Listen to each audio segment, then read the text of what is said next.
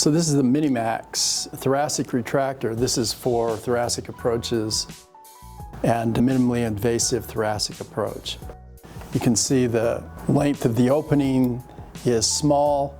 There's multiple blades. These are deep blades, these are deep thick, these are thinner.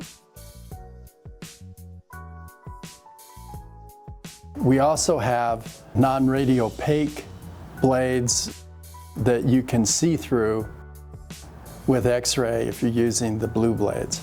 There's a latch release mechanism on the top. If you don't press it, the blades are fixed, but changing it is just simple. Just to push it in, it's a press fit. To release them, you push down on the release flange and the blades come out. So changing the blades is very, very simple.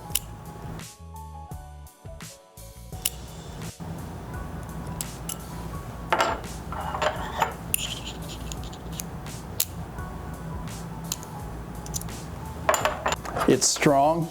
It withstands the strain and the pressure of spreading the ribs. So we offer many options for a minimally invasive thoracic thoracoscopic procedure to get in through the thorax.